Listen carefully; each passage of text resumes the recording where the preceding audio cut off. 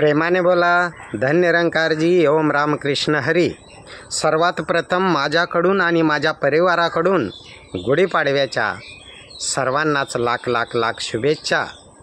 आणि येणारं नवीन वर्ष सर्वांना सुखाचे, समृद्धीचे, आनंदाचे आणि भरभराटीचे जावो अशी ईश्वरचरणी प्रार्थना करतो. आणि व्हिडिओच्या विषयाकडे वळतो. प्रेमाने बोला. धन्यरंकारजी ओम रामकृष्ण हरी. खरं तर आम्ही कोणालाही सहज विचारलं की गुढीपाडवा साजरा का केला जातो, तर उत्तर येतं की प्रभू रामचंद्रजी विजयी होऊन वनवासातून खरं तर अयोध्येत येत आहेत आणि त्यांच्या आगमनाचा आनंद उत्सव साजरा करण्यासाठी गुढीपाडवा साजरा केला जातो. पण आम्ही कधी चिंतन केलं आहे का की गुढीसाठी ती काठीच का वापरली, गुढीसाठी तो कपडा का वापरला, गुढीसाठी तो कडुलिंबाचा पाला का वापरला, गुढीसाठी ती गोड साखर का वापरली, किंवा तो तांब्या काय आहे, कशाचं प्रतीक आहे. आम्ही कधीच आध्यात्मिक चिंतन त्याचं केलेलं नाही आहे. आज तुम्हाला मी सांगतो की जेव्हा प्रभू रामचंद्रजी अयोध्येत आले तेव्हा नगरी संपूर्ण आनंदित होती. आणि त्या अयोध्या नगरीतील लोकांनी विचार केला की आनंदाचं प्रतीक संपूर्ण अयोध्येत झळकलं पाहिजे, चमकलं पाहिजे. संपूर्ण अयोध्या नगरी रांगोळीनं सजवली होती. पण असं काय प्रतीक असेल जे प्रभू रामचंद्रजींना शोभनीय असेल. तेव्हा सर्व गावकरी प्रभू रामचंद्रजींच्याकडे गेले आणि प्रभूंना विचारलं की आम्हाला प्रभूचं प्रतीक उभं करायचं आहे. आणि खरं तर आमचा राजा, आमचा देव पुन्हा अयोध्येत आला आहे, आनंदोत्सव साजरा करण्याचं ते प्रतीक आम्हाला उभं करायचं आहे. तेव्हा प्रभू रामचंद्रजी म्हणाले की बाजूलाच एक ब्राह्मण राहतात, त्या ब्राह्मणाकडे जावा आणि खऱ्या अर्थानं तो तुम्हाला सांगेल की प्रभू रामचंद्रजींचं काय प्रतीक उभं करायचं. तेव्हा मर्यादा पुरुषोत्तम प्रभू रामचंद्रजींनी आदेश दिल्यानंतर सगळे अयोध्येतले मेन लोक जी होती ती त्या ब्राह्मणाकडे गेली. ब्राह्मणांना विचारलं की असं कोणतं प्रतीक आहे जे प्रभू रामचंद्रजींना शोभनीय आहे. तेव्हा ते म्हटले की बघा, निर्गुण निराकाराचं सगुण साकार रूप म्हणजे प्रभू राम आहेत आणि ते अयोध्येत परत आलेत, विजयी होऊन आलेत. तर आता निर्गुण निराकार म्हणजे जमिनीपासून आकाशाच्या पलीकडे असणारा किंवा जमिनीच्याही पलीकडे असणारा असा आहे.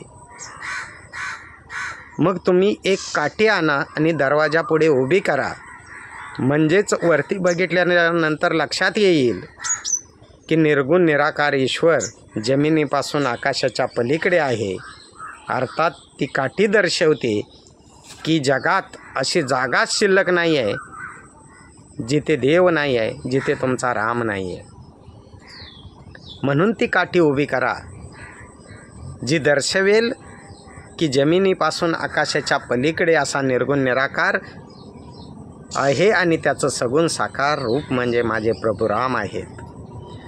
बरं, काठी आणली, काठी उभारली, आता काय करायचं. तर ते म्हटले की संपूर्ण अयोध्येची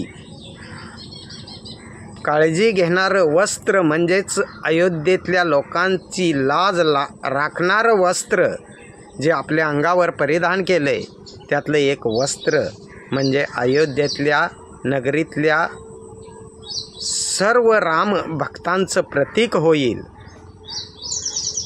मग तो कपडा त्या काठीला बांधा. कपडा बांधला, त्याच्यानंतर विचारलं की आता काय करायचं. ते म्हटले की जरी रावणाच्या अहंकाराचा द्वेष जरी सर्वांना असला तरी त्यांच्या विद्वत्तेचं कौतुक प्रभू रामचंद्रजींना होतं. म्हणून तो कडुलिंबाचा पाला बांधा आणि रावणासारखा कडूपणा नगरीत कोणाकडेच राहू नये असा संदेश जावा म्हणून कडुलिंबाचा पाला बांधायला सांगितला. त्याच्यानंतर विचारलं काय, तर ते म्हटले की आता ते कडुलिंबाचा पाला बांधला आणि कडूपणा निघून गेल्यानंतर गोडपणा म्हणजेच मर्यादा पुरुषोत्तम प्रभू रामचंद्रांची शिकवण नगरीमध्ये आहे हे दाखवण्यासाठी खडीसाखरेची एक लढी बांधा. खडीसाखरेची लढी बांधल्याच्या नंतर या सर्वांवरती एक तांब्या ठेवा. तेव्हा नगरीतल्या लोकांनी विचारलं की तांब्या काय आहे, कशाचं प्रतीक आहे. तेव्हा ते ब्राह्मण म्हणाले तांब्या संपूर्ण ब्रह्मांडाचं प्रतीक आहे. त्या तांब्यामध्ये 10 दिशेत भरलेला परमात्मा आणि तो तांब्या झाकल्यानंतर तुमची जनतेचं प्रतीक वस्त्र, राग द्वेष मोह मत्सर अहंकाराचं प्रतीक कडूपणाचं कडुलिंब किंवा मर्यादा पुरुषोत्तम प्रभू रामचंद्रजी जे गोड आहेत त्या गोडेचं प्रतीक पण या संपूर्ण विश्वामध्ये रजतम आणि सत्वानं नटलेली ही सर्व धरती सर्व विश्व ते त्या एका ब्रह्मांडामध्ये आहे, त्या तांब्यामध्ये आहे. ब्रह्मांडाचं प्रतीक म्हणजे तांबे आहे. असं तुम्ही खरं तर ते प्रतीक तयार करा आणि ते प्रतीक तयार केलं म्हणजेच गुढी याचा अर्थ ध्वज आणि तो कसला ध्वज तर विजयाचा ध्वज आणि मग विजय उत्सव खऱ्या अर्थानं तुम्ही साजरा करू शकता. अशा पद्धतीनं गुढीचं ते प्रतीक तयार झालं आणि मग सर्वात प्रथम छत्रपती शिवाजी महाराजांनी पहिली गुढी उभारली आणि तेव्हापासून गुढीपाडवा साजरा करण्याचं सुरुवात झाली, रिवाज सुरू झाला आणि आम्ही आनंदाने गुढीपाडवा साजरा करायला लागलो. मग जाता जाता एवढंच म्हणेन की राम राम सर्वची म्हणती कुणी न जाणे आत्मा राम. रामाशी जरी राम ठाऊक असता तरी का शरण जाई वशिष्ठा. तू का म्हणे तुझा राम आहे तुझ पाशी वेगे शरण जाई सद्गुरुशी.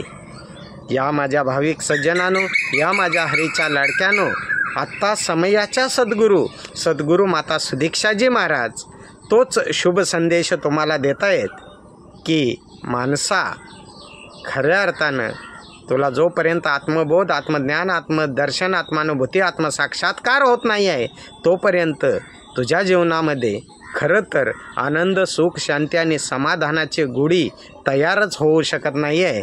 कारण मन करारे प्रसन्न सर्व सिद्धीचे कारण आणि मन तेव्हाच प्रसन्न होतं जेव्हा संतांचे संगती मनोमार्गगती अकळावा श्रीपती येणे पंते. प्रेमाने बोला धन्य निरंकारजी एवं राम कृष्ण हरी.